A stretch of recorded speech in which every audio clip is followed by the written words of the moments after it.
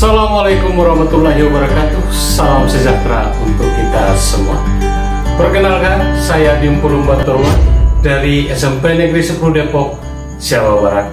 Pada kesempatan ini, saya akan mempersembahkan praktik baik yang saya lakukan dalam pembelajaran di masa PTMT dengan menggunakan media video pembelajaran yang berjudul Percobaan Ingin Haus. Di tengah pembatasan kegiatan sosial akibat pandemi COVID-19, pembelajaran jarak jauh atau PJJ yang dimulai pada bulan Maret 2020 dengan menggunakan berbagai sumber belajar melalui teknologi informasi komunikasi adalah solusi terbaik agar siswa tetap mendapat pembelajaran. Hal ini sesuai dengan Surat Edaran Kemendikbud Nomor 40 Tahun 2020 tentang pelaksanaan kebijakan pendidikan dalam masa darurat penyebaran dan dampak virus COVID-19. Namun seiring berjalannya waktu, banyak kendala yang dialami oleh siswa, orang tua maupun guru. Fakta di lapangan diperoleh gambaran bahwa pembelajaran jarak jauh dinilai belum efektif dan maksimal. Dikarenakan pembelajaran jarak jauh berbasis teknologi memerlukan pendekatan yang berbeda dalam hal perencanaan, pelaksanaan, maupun evaluasi. Dari survei yang saya lakukan, dari 159 siswa, hanya 60,4% siswa yang belajar sesuai dengan jadwal. Selainnya, sekitar 39,6% siswa belajar hanya karena ada tugas atau PR dari guru dan belajar sesuai dengan kemauannya sendiri.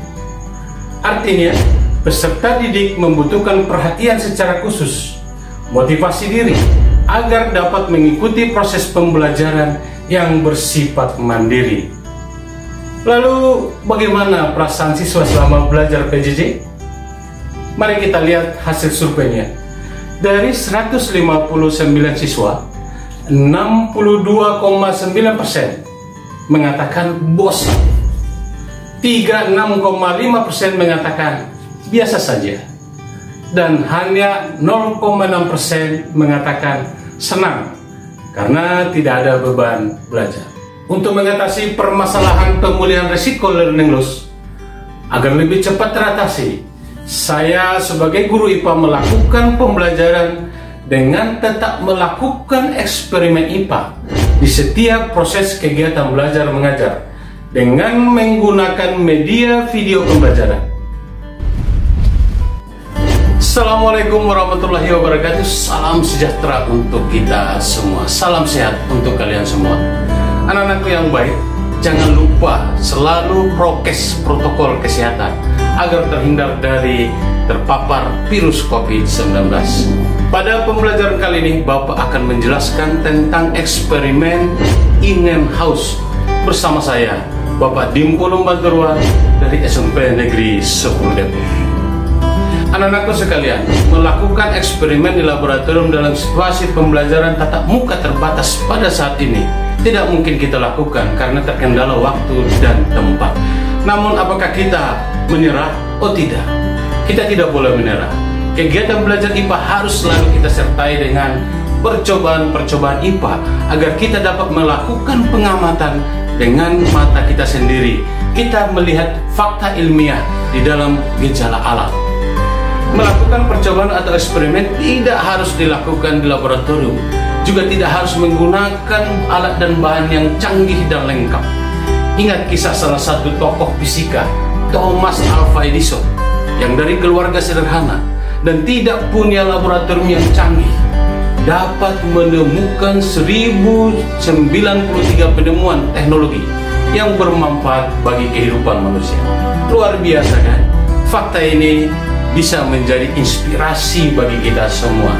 Ayo, kita contoh motivasi dan rasa ingin tahu dari Thomas Alva Edison. Kita lakukan percobaan, eksperimen, di mana saja, kapan saja. Kita harus melakukannya.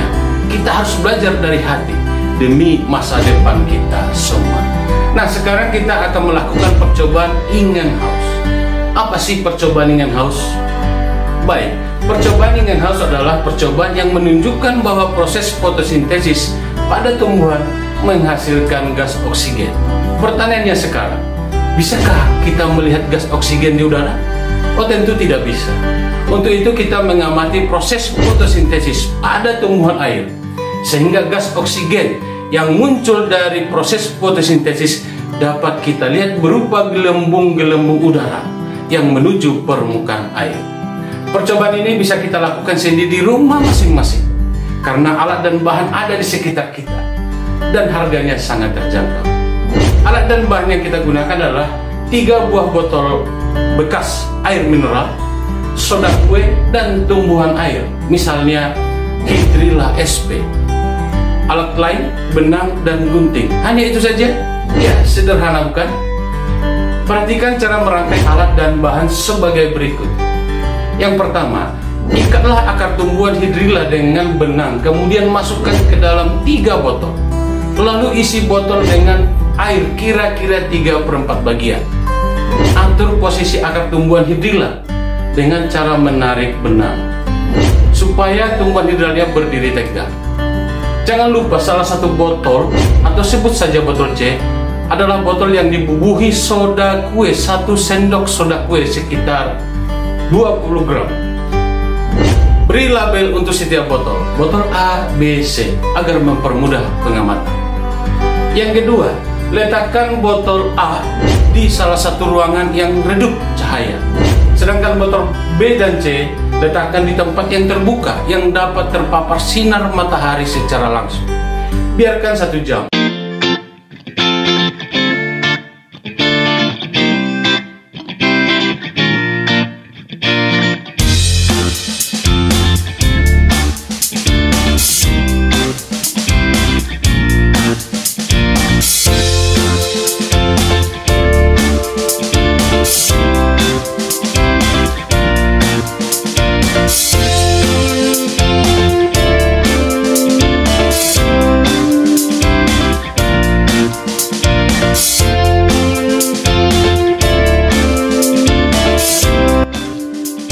Sekarang kita akan menganalisis data dari fakta ilmiah yang kita peroleh. Yang pertama, botol C yang dibubuhi soda kue ternyata menghasilkan lebih banyak gelembung gas oksigen dibandingkan dengan botol B, walaupun keduanya sama-sama diletakkan di tempat yang terbuka yang terpapar sinar matahari. Pada tabel terlihat tanda positif lebih banyak pada kolom botol C. Yang kedua, pada botol A yang diletakkan di tempat ruangan yang redup, hanya sedikit menghasilkan gelembung gas oksigen. Pada tabel terlihat tanda positif pada botol A, paling sedikit jika dibandingkan pada kolom botol B dan C. Dari hasil percobaan ini, dapat kita ambil kesimpulan yang pertama, proses fotosintesis menghasilkan gas oksigen. Yang kedua, intensitas cahaya mempengaruhi proses fotosintesis. Yang ketiga, soda kue atau natrium bikarbonat mempengaruhi kecepatan terjadinya proses fotosintesis karena soda kue menambah kadar CO2 di dalam air. Video pembelajaran ini, siswa dapat belajar secara efektif dan efisien untuk memahami konsep-konsep IPA setelah mereka pulang ke rumah masing-masing. Hal ini terlihat dari hasil survei yang menunjukkan bahwa 94,3% siswa setuju mengatakan bahwa belajar menggunakan video pembelajaran sangat efektif dan efisien karena siswa bisa mendengarkan penjelasan guru secara berulang-ulang. Yang tidak setuju hanya 5,7%. Berdasarkan fakta dan realita di atas, dapat kita simpulkan bahwa untuk memaksimalkan kualitas pembelajaran di masa PTMT ini, dibutuhkan sebuah inovasi dan kreasi dari seorang guru untuk mendesain media pembelajaran yang memanfaatkan teknologi informasi dan komunikasi, sehingga kegiatan pembelajaran dapat berlangsung efektif, baik di sekolah maupun di rumah. Mari kita tetap bergerak, belajar dengan hati, pulihkan pendidikan demi masa depan kita. Wassalamualaikum warahmatullahi